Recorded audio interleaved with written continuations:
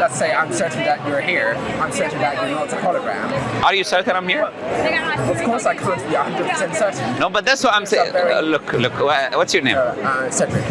Cedric. Yeah. What's your Okay, my name is Muhammad, like the Prophet. Yeah. Look, Cedric, it's very simple. What you're demonstrating right now is the whole reason. What you're demonstrating right now is the whole reason why we say as Muslims is a problem in this conversation. Why?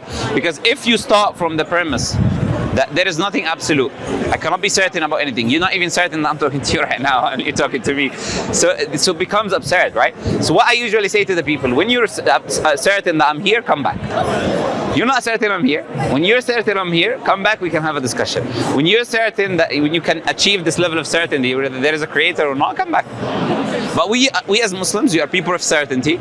We do not hallucinate. We do not think that you're a ghost. You're not really in front of me. We are certain of our existence. We are certain of the existence of our creator.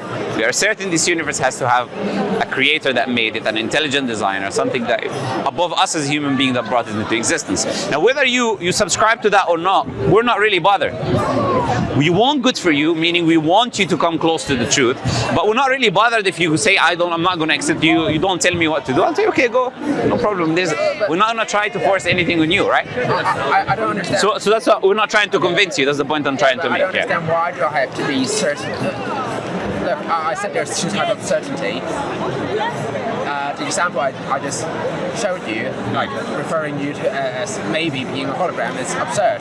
That's absurd, right? I wouldn't actually believe it. But when I say there's two types of certainty, that type of certainty is like a very minute, insignificant type of certainty. And what I'm trying to achieve. Look, you kind of playing word gymnastics, because look, certainty means something in English, right? Yeah. You're trying to redefine the word to fit. I mean, yes. There's when in everyday conversation. Okay. I don't say I'm not certain whether that book is real or not, because I can touch it, I can, flip it, and. But you're not certain the book is there, though. No, Think about it. Are you certain? No, that's not my point. My point is that type of certainty does not have a place in this conversation. Because the type of certainty I want to achieve is, this type of certainty that I know you're here. You know what I mean? But you just said you don't know that I'm here.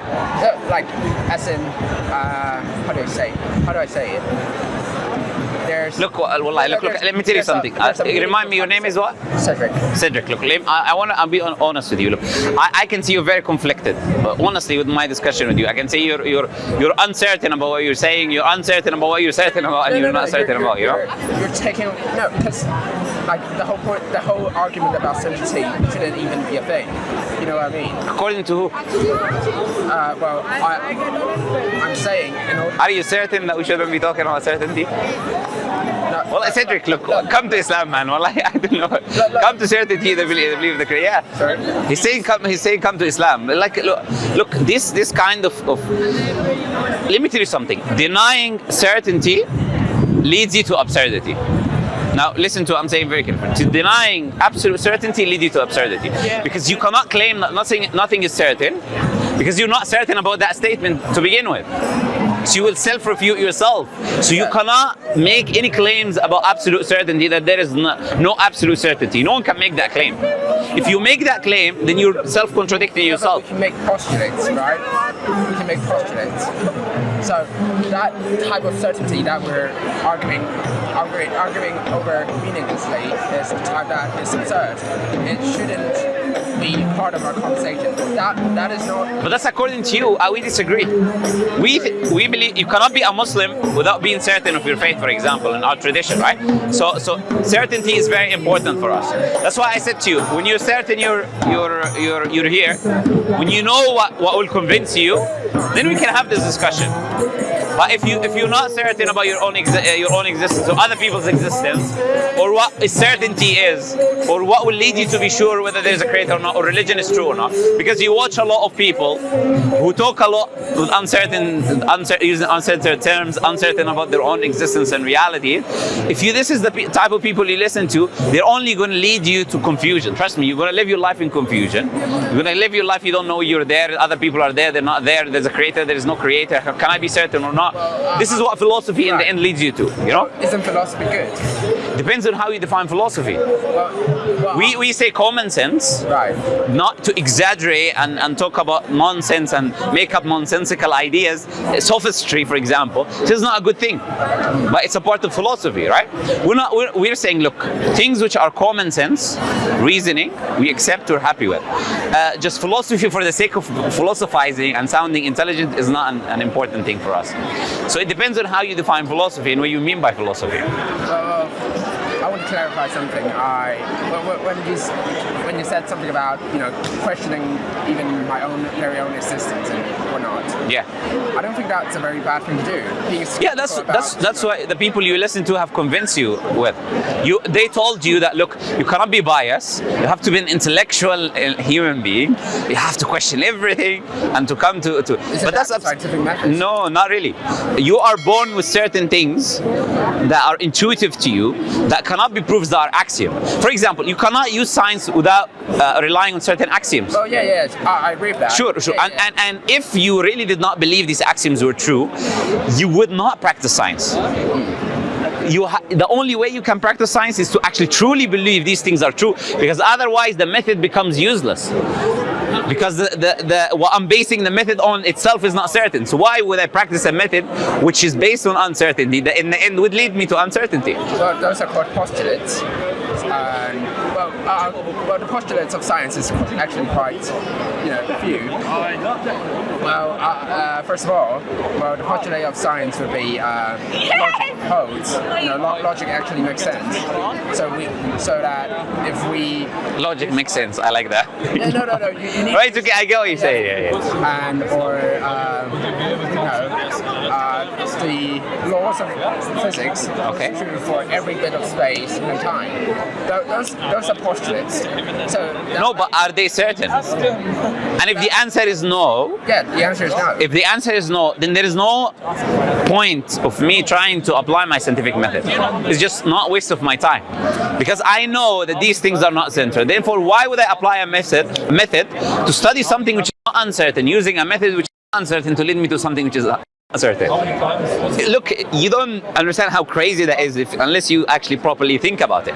There are certain things that every human being need to accept and need to apply to be certain about. No, you kept saying there are certain things that are certain. If they are based on common sense. Let's say that's true. I'll give you an example if you want me. Yeah, okay, go ahead. Yeah, for example, the law of non-contradiction. Okay. That's something which we believe is certain. We believe there cannot be a squared circle, because if it's a square, it's not a circle, and if it's a circle, it's not a square, right? So there are certain things. For example, this law of non-contradiction, which I'm giving you, there are different other things like it, right? So we say, for example, the intuitive knowledge, which is the idea of law of non-contradiction, or for example, cause and effect in relation to the creation, because we know that we as humans, we always look for a cause for anything innately, and these beliefs are true. We are saying the belief in a creator is also innate, and there are studies on that. In Oxford University, Justin Barrett conducted a study, 50 academics or more. In a span of 2 years, they brought children from China and from different countries which are atheistic, doesn't have a concept of God. They realized that every child is born with an innate disposition to believe in a creator. So, and there are many studies that have been done on this same idea. Every civilization that exists in human history believes in some sort of higher entity. So if it is an innate belief, which is the highest form of knowledge that I'm just established to you, the highest form of knowledge, because everything else is based upon it. The highest form of knowledge is intuition. And if you have an intuitive belief that is universal, I'm not talking about just some intuitive beliefs, I'm talking about the universal ones, right? For example, the us being born knowing that there is a creator, or us being born looking for a cause for the effects that happen around us, or us being born knowing that there is nothing called the law of non-contradiction, for example. We know that cannot have contradictory things, right? These things that we're born with, one of them is the existence of a creator. Okay. One of them, and I've given you just the evidences for that. And one of them is the existence of a creator, and it's a universal belief within all human beings. Therefore, there is the highest form of knowledge, and that's what we subscribe to. Okay. So, in case I don't understand it, so okay. Can I illustrate it as intuition is certainty. Like No. no. I'm saying the highest form. Okay. Yeah, I'm sorry. It's okay. That's very bad. No problem. Are you saying because something is intuitive, it should make sense? I'll explain it to you in a very simple way. The highest form of knowledge is intuitive knowledge, universal intuitive knowledge. Why is it intuitive? Why? I'm going to come to that. Yeah. So the highest form of knowledge is universal intuitive knowledge. Why it is the highest form of knowledge? Because everything is built upon it. If it is not there, you cannot do anything. Everything has to be built upon intuitive universal knowledge, just such as the fact that you exist. We have an intuitive universal knowledge that we exist. That the Creator exists. That we exist and that the Creator exists, both of them. Therefore, Muslims accept this reality that there has to be a Creator out there. Simple. No, that's a postulate. You're postulating that intuitive knowledge is the highest form of knowledge. Do you agree that everything is based upon it? I disagree. So intuition is. So how can you do anything without knowing you exist first? No, because intuition is not a form of knowledge. It's how we perceive this world, which works, but it's not. What I mean by intuitive, let me clarify, because maybe you're misunderstanding me. What I mean by intuitive is an innate knowledge that is within you that is not given to you by your outside factors. That's what I mean by intuitive knowledge here, right? To be clear. So what I mean by universal intuitive knowledge is the knowledge that you're born with, right?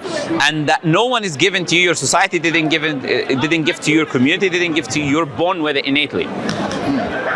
But why?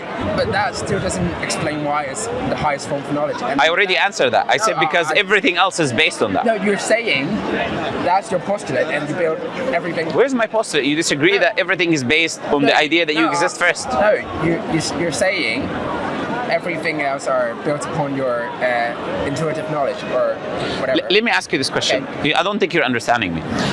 Is everything based on the idea that we exist and that we can rationalize, and some of the laws of rationality is non-contradiction that I was making to you, or cause and effect?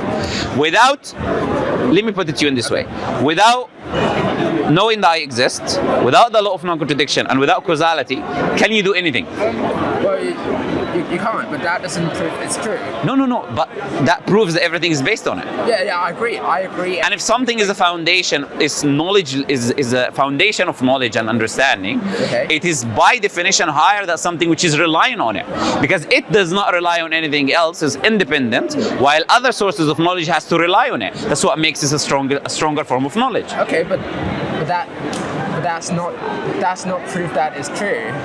I'm not saying. I'm saying it's the highest form of knowledge. No, okay, and you know it is true. I agree with that. Okay. I agree that we need to make certain postulates in order to build. We need to rely on certain realities or facts in order for us to do anything. Anything.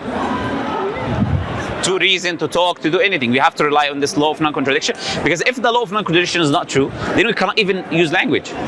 Because what I'm saying can mean the exact opposite of what I'm saying, which means you cannot even respond to what I'm saying. You get the point? So these things, I'm telling you, without these things, you cannot reason, you cannot live your life, you cannot do anything, which would mean they are a higher form of knowledge because everything would depend on them, while they do not depend on anything else. They are existent by themselves. And because they are universal, and we know they are true, because we can observe them being true, the idea of a belief of a creator is also true because it's one of those intuitive beliefs. Okay, so let's move on from that argument. Yeah, it's getting a bit stale. So let's say those intuition are true. No, let's not say. Let's tell me what's wrong with the argument if you don't accept the argument. No, because. Do you know what's wrong with the argument? Yes, I know. No. Look. We can't make any arguments without, basic logics or reasoning. Yeah. Yes, so reasoning we need and to accept them in order to have any arguments. In order to do anything. Yeah, to do anything. Yeah. So I agree. We need them in order to reason, but that does not make it true. So they're false. No, not necessarily. That's not a proof I believe it's true, but that's not a proof. But how did you? Let me tell you again how you self-contradict yourself. How do you know they're not true? You use them to know they're not true, which is a self-defeating argument. You cannot use them to come to the conclusion that they're not true, and they claim that they're not true, which would mean your conclusion is also not true. Do you see how you contradict yourself? I've told you, I'm trying to give you good advice. I'm telling you, if you live your life the way you do, you'll just contradict yourself every 2 minutes, just like I'm showing you. You cannot claim reasoning is deficient, meaning it's not absolutely true, and then use your reasoning to come to that conclusion. This just becomes self-contradictory. You understand? You're self-refuting your own self. So if you accept that they are true because you have no other choice except to accept that they're true, otherwise we cannot have this conversation anyways.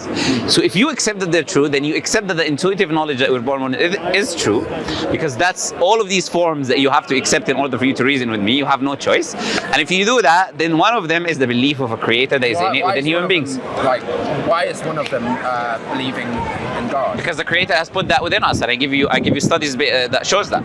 So the creator has placed within us this innate knowledge of his existence, like the Justin Barrett experiment, or every civilization separated by time, by everything.